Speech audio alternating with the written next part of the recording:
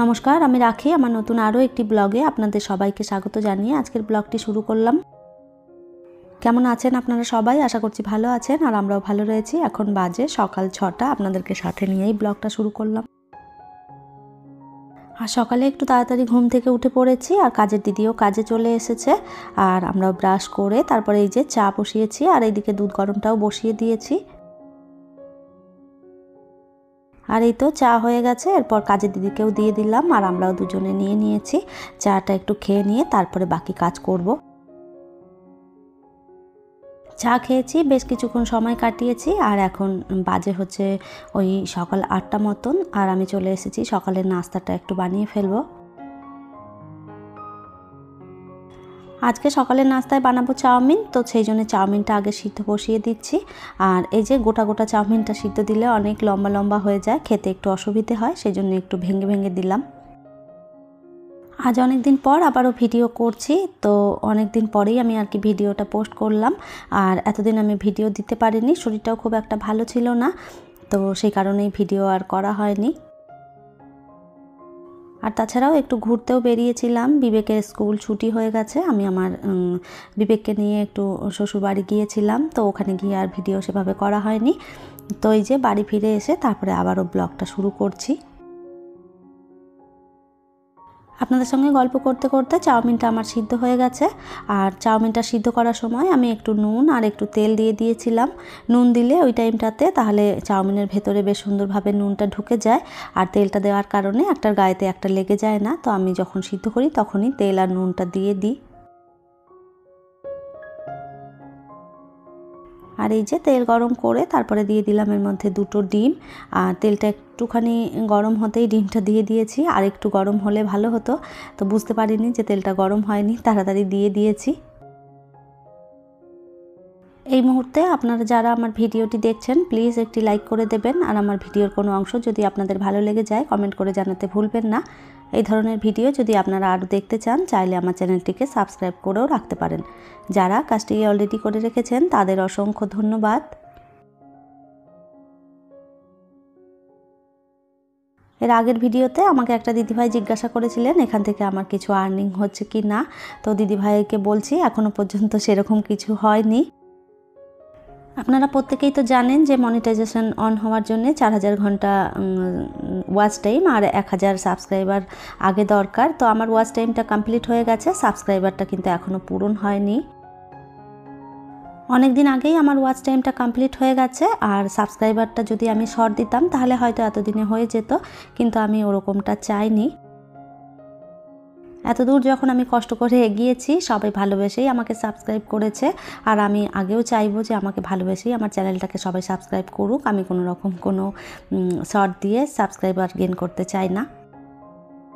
এতদিন যখন ধৈর্য ধরেছি, তো আর কটা দিন ধৈর্য ধরলে হয়তো সাবস্ক্রাইবারটা কমপ্লিট হবে, আর ওই আশাতেই আমি কিন্তু বসে রয়েছি।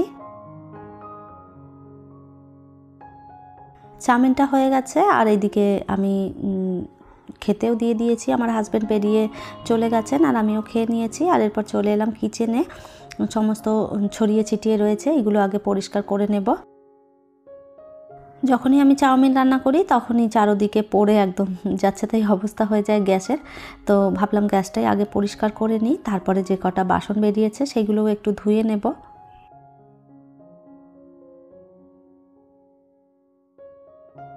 ভালো করে কিচেন স্ল্যাবটাও পরিষ্কার করে নিয়েছি, সমস্তটা গুছিয়ে তারপরে এই যে বাসন কটা ভাবলাম ধুয়ে রেখে দেব। কাচের প্লেট দুটো আগেই ধুয়ে তুলে নিয়েছিলাম, যেগুলোতে আমরা চাউমিন খেয়েছি, কেন কি ওইগুলো তো কাচের এমনিতেই ভয় হয় যদি ভেঙে যায়, তো সেই কারণেই ওইগুলোর সঙ্গে সঙ্গে ধুয়ে নিয়েছিলাম। আর এই বাসন কটাই ছিল পড়ে, ওই কটাও একটু ধুয়ে পরিষ্কার করে নিচ্ছি।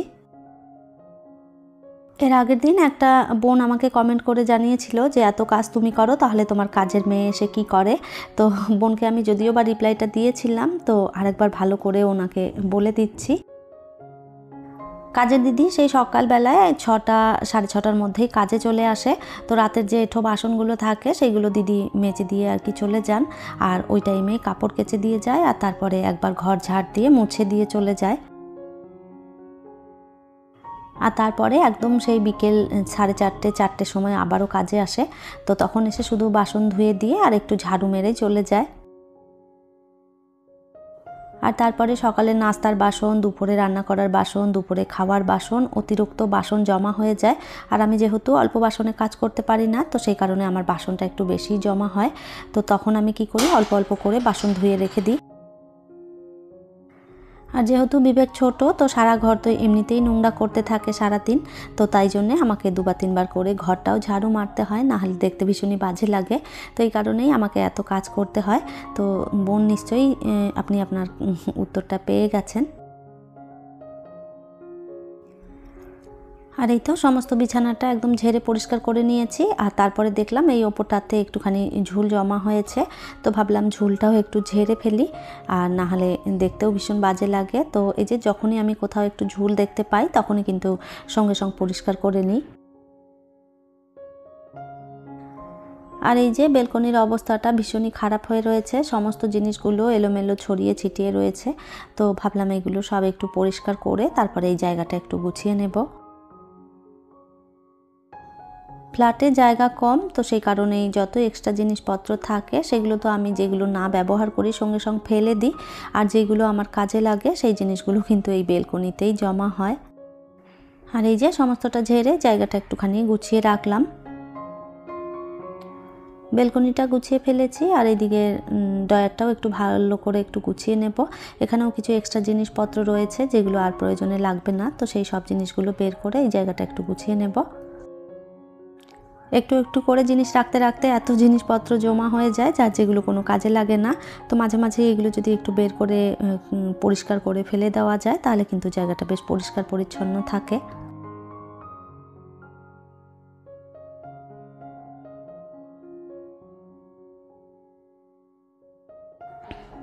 সমস্তটা গুছিয়ে ফেলেছি, আর এরপর একটু ভালো করে পরিষ্কার করে ঝাড়ু মেরে নেব।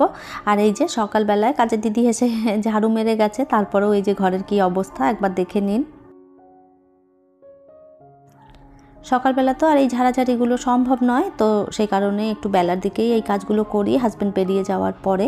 আর যখনই এই ধরনের কাজগুলো করতে যাই, তখনই ঘর থেকে এই যে এতগুলি করে নোংরা বের হয়।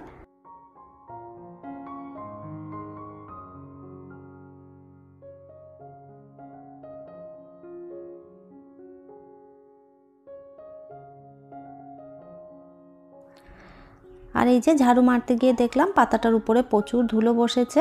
তো ভাবলাম একটু কাপড়টা ভিজিয়ে এগুলো একটু পরিষ্কার করে ফেলি, নাহলে দেখতে ভীষণই বাজে লাগছে।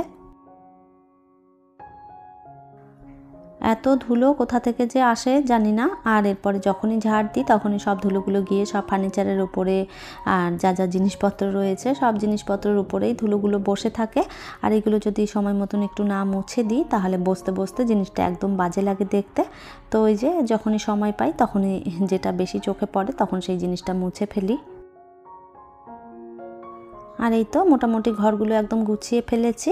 আর এরপরে স্নান করলেই মোটামুটি হয়ে যাবে এই বেলার কাজ। স্নান করতে যাওয়ার আগে ভাবলাম বেসিনটাও একটু পরিষ্কার করে ফেলি। বেসিনটাও প্রচুর নোংরা হয়েছে, 2-3 দিন এটাও ধুতে পারিনি। তো আগে বেসিনটা পরিষ্কার করে নেব, তারপরে যে স্নানটা করব। একটু হারপিক দিয়ে ধুলে কিন্তু বেসিনটা বেশ ভালো পরিষ্কার হয়। তো এই হারপিকটা আমি আলাদা করে সবসময় রেখে দিই। বেসিন যখন ক্লিন করি তখন এটা দিয়ে করি। মাঝে মধ্যে যখন বেশি নোংরা হয় তখন হারপিক দিয়ে করি, আর যখন দেখি যে ময়লা কম হয়েছে তখন ভিম লিকুইড দিয়েই পরিষ্কার করে ফেলি।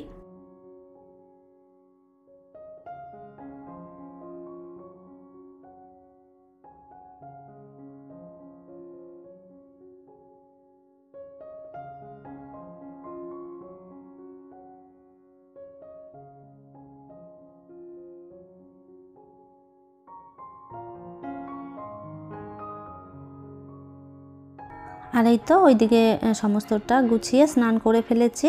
আর আজকে আর দুপুরে রান্না করব না, এরপর বেরিয়ে যাব একটু বাজারে। তো ওইখান থেকে মায়ের বাড়িতে যাব, আর দুপুরবেলা মায়ের ওখানেই খেয়ে আসব।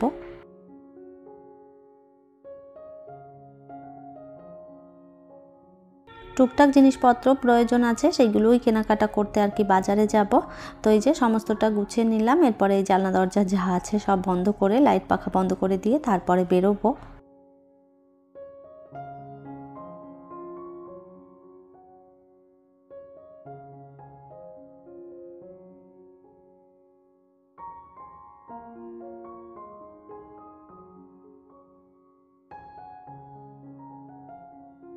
বাজার থেকে বাজার করে তারপরে চলে এসেছি মায়ের বাড়িতে। অনেকক্ষণ সময় হয়েছে আর এরপরে খেতে বসে পড়েছি।